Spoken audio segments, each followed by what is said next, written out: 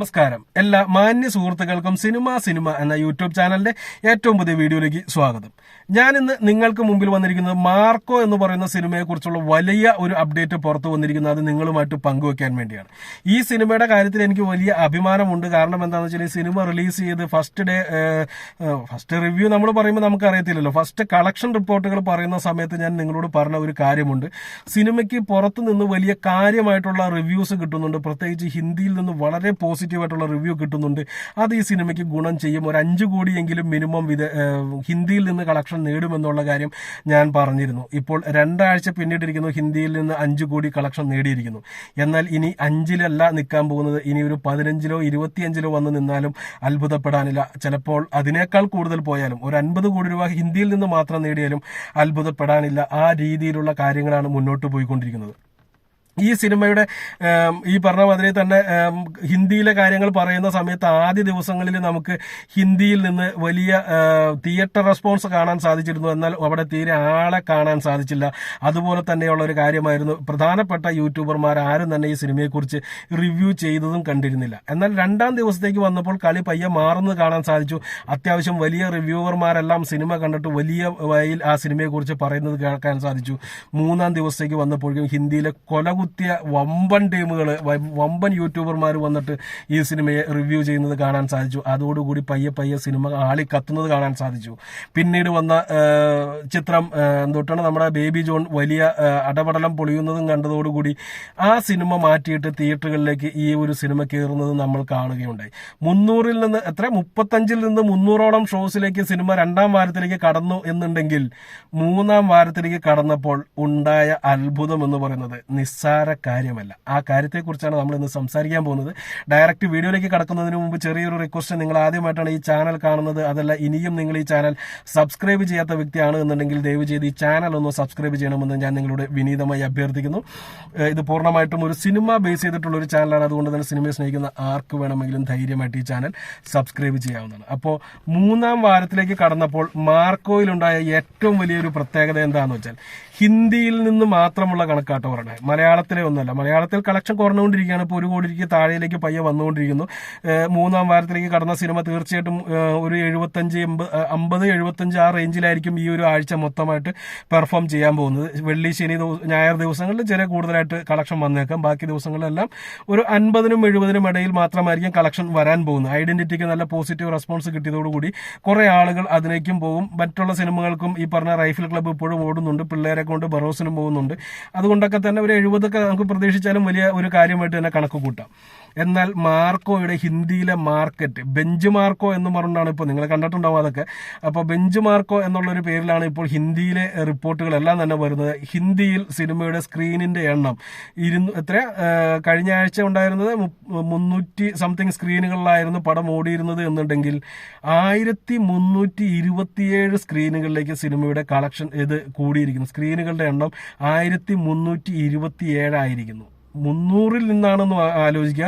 ഏറ്റവും സിമ്പിളായിട്ട് പറയാം 30-ൽ നിന്നാണ് ഈ ഉയർച്ച എന്നുള്ളത് ആലോചിക്കുക. 30-ൽ നിന്ന് 1327-ലേക്ക് ചിത്രത്തിന്റെ സ്ക്രീൻ കൗണ്ട് കൂടി എന്നുണ്ടെങ്കിൽ ഹിന്ദിയിലെ മാത്രം ഷോസ് 3000-ലധികം വന്നു എന്നുണ്ടെങ്കിൽ 3000-ലധികം ഷോസാണ് ഒരു ദിവസം ചിത്രം കളിച്ചുകൊണ്ടിരിക്കുന്നത്. ഒരു ദിവസം എന്ന് പറയില്ല, ഇന്നത്തെ ദിവസം, ഇന്ന് വെള്ളിയാഴ്ച ഹിന്ദിയിൽ ഒരു അത്ഭുതം, മലയാള സിനിമയെ സംബന്ധിച്ച് ഒരു അത്ഭുതം സംഭവിച്ചിരിക്കുന്നു. ഒരു മലയാള സിനിമയ്ക്ക് ഏറ്റവും കൂടുതൽ തിയേറ്ററുകൾ കിട്ടിയ ചിത്രം, അല്ലെങ്കിൽ ഹിന്ദിയിൽ ഏറ്റവും കൂടുതൽ തിയേറ്ററുകൾ കിട്ടിയ ചിത്രം, അല്ലെങ്കിൽ ഹിന്ദിയിൽ ഒരു ദിവസം ഏറ്റവും കൂടുതൽ ഷോസ് ഓടിയ ചിത്രം എന്നുള്ള പേര് ഇന്ന് മാർക്കോ സ്വന്തമാക്കിയിരിക്കുന്നു. ചിലപ്പോൾ നാളെ കുറയാം കൂടാം, എന്ത് തന്നെയായാലും ഇന്നത്തെ ഈ ഒരു ദിവസം ഒരു ചരിത്ര നിമിഷമാണ്. ഇത് കിട്ടിയിരിക്കുന്ന മാർക്കോക്കാണ് എന്നുള്ളൊരു കാര്യം മറക്കാതിരിക്കുക. മറ്റൊരു വലിയൊരു അത്ഭുതം വന്നിരിക്കുന്നത് സിംഗപ്പൂർ പടം റിലീസ് ചെയ്യിപ്പിച്ചപ്പോൾ ഒരു വാർത്ത പുറത്തു വന്നിരുന്നു. സിംഗപ്പൂർ കഴിഞ്ഞ ദിവസം വ്യാഴാഴ്ചയാണ് അവിടെ റിലീസ് ചെയ്ത്. വ്യാഴാഴ്ച റിലീസ് ചെയ്യുന്ന സമയത്ത് അവിടുത്തെ സിംഗപ്പൂർ സർക്കാർ ഇതിന് കൊടുത്ത റേറ്റിംഗ് R21 എന്ന് പറയുന്ന ഒരു റേറ്റ് ആണ്. നമ്മുടെ ഈ എ സർട്ടിഫിക്കറ്റ് എന്നൊക്കെ പറഞ്ഞ മാതിരിയുള്ള ഒരു സംഭവമാണ്. അത് വെച്ചിട്ട് അവിടെ 21 വയസ്സിൽ താഴെയുള്ളവർക്ക് ഈ സിനിമ കാണാൻ പെർമിഷൻ ഇല്ല എന്നുള്ളതാണ് അവിടെ നിന്നുള്ളത് മനസ്സിലാക്കുന്നത്. അതായത് നമുക്കിവിടെ 18 വയസ്സിന് മുകളിലുള്ളവർക്ക് കാണാമെന്നുണ്ടെങ്കിൽ 21 വയസ്സിന് മുകളിലുള്ളവർക്ക് മാത്രമാണ് ഇവിടെ സിംഗപ്പൂര് പടം കാണാൻ സാധിക്കത്തുള്ളൂ. അവിടെ റിലീസ് ചെയ്തിരിക്കുന്നത് തെലുങ്കിലും തമിഴിലുമാണ് എന്നുള്ള റിപ്പോർട്ടുകളും കൂടി പുറത്തു വരുന്നുണ്ട്. അപ്പോൾ ഇനി തമിഴിന്റെ കളക്ഷനും കുറച്ചുകൂടി കൂടി വന്നേക്കാം. തെലുങ്കിൽ കഴിഞ്ഞ ദിവസം റിലീസ് ചെയ്തിരുന്നു. ഹിന്ദിക്ക് അവിടെ സിംഗപ്പൂർ അത്രത്തോളം സ്വാധീനമുണ്ട് എന്നറിയത്തില്ല.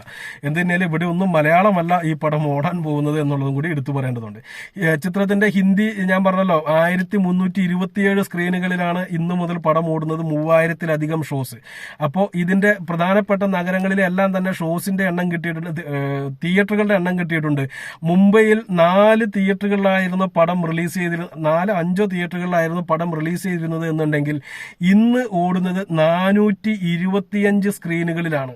425 സ്ക്രീനുകളിൽ മുംബൈയിൽ ഈ ഒരു ചിത്രം ഓടുന്നുണ്ട് എന്ന് പറയുകയാണെന്നുണ്ടെങ്കിൽ അതിനകത്ത് അവിടുത്തെ ടിക്കറ്റ് റേറ്റ് ഒക്കെ നിങ്ങൾക്ക് അറിയാമെന്ന് ഞാൻ വിശ്വസിക്കുന്നു.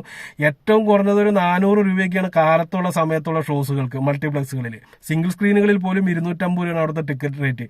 വൈകുന്നേരത്തേക്ക് വരികയാണെങ്കിൽ, രാത്രിയിലേക്ക് വരികയാണ് എന്നുണ്ടെങ്കിൽ ടിക്കറ്റിന്റെ ചിത്രത്തിന്റെ മാർക്കറ്റ് അനുസരിച്ച് മാർക്കറ്റ് മാറും. 1000-1500 രൂപ വരെ ടിക്കറ്റ് ചാർജ് ഉയരും അവിടുത്തെ പ്രത്യേക സാഹചര്യങ്ങളിൽ. അപ്പോൾ 1000-1500 ഒന്നും കൂട്ടണ്ട, 500 വെച്ച് കൂട്ടിയാൽ പോലും ഒരു 50% ഷോസ് ഇവിടെ മുംബൈയിൽ ഫില്ലാവുകയാണ് എന്നുണ്ടെങ്കിൽ എന്തായിരിക്കും അതിന്റെ കളക്ഷൻ വരാൻ പോകുന്നത് വരും ദിവസങ്ങളിൽ എന്നുള്ളത് ചിന്തിക്കുക. മുംബൈയിൽ 425 ആണെന്നുണ്ടെങ്കിൽ ഡൽഹിയിൽ നിന്ന് 325 ഷോസ് സിനിമ നേടിയെടുത്തിട്ടുണ്ട്. ബംഗാളില്, വെസ്റ്റ് ബംഗാളിൽ 63 ഷോസ് സിനിമയ്ക്ക് ഓടുന്നുണ്ട്. ആസാമിൽ 53 ഇതെല്ലാം തിയേറ്ററുകളാണ്. 425 തിയേറ്ററുകൾ മുംബൈയില്, ഡൽഹിയില് 325 തിയേറ്ററുകൾ, ബംഗാളിൽ 63 തിയേറ്ററുകളിൽ, ആസാമിൽ 53 തിയേറ്ററുകളിൽ, ബീഹാറിൽ 73 തിയേറ്ററുകളിൽ, ഒഡീസയിൽ 62 തിയേറ്ററുകളിൽ, മൈസൂർ 75 തിയേറ്ററുകളിൽ, രാജസ്ഥാനിൽ 45 തിയേറ്ററുകളിൽ, നിസാം ഏരിയ ഉണ്ടല്ലോ നമ്മുടെ ഇവിടുത്തെ കളക്ഷനൊക്കെ പറയുമ്പോൾ കാണാവുന്നത് മറ്റേ തെലുങ്ക് സിനിമകളിലേക്ക്, ആ നിസാം ഏരിയയിൽ 49 തിയേറ്ററുകളിൽ, മറ്റുള്ള ഏരിയകളിൽ നിന്നായിട്ട് 154 തിയേറ്ററുകളും കിട്ടിയിട്ടുണ്ട്.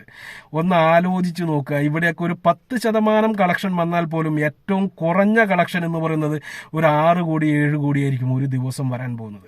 അതായത് ഒരു ഹിന്ദി ചിത്രത്തിന് കിട്ടുന്ന തിയേറ്ററുകളാണ് ഈ 1327 എന്ന് പറയുന്നത്. ഹിന്ദിയിലെ ഒരു തരക്കേടില്ലാത്ത ഒരു താരത്തിന് കിട്ടുന്ന വലിയ ഖാൻമാരുടെയോ അക്ഷയ് കുമാർമാരുടെയോ കണക്കല്ല ഞാൻ ഈ പറയുന്നത്.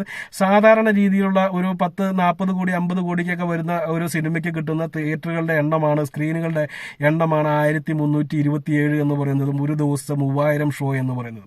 അപ്പോൾ ഇനി വരും ദിവസങ്ങൾ മാർക്കോയുടെ താണ്ഡവമായിരിക്കും കാണാൻ പോകുന്നത് ബോക്സ് ഓഫീസിൽ.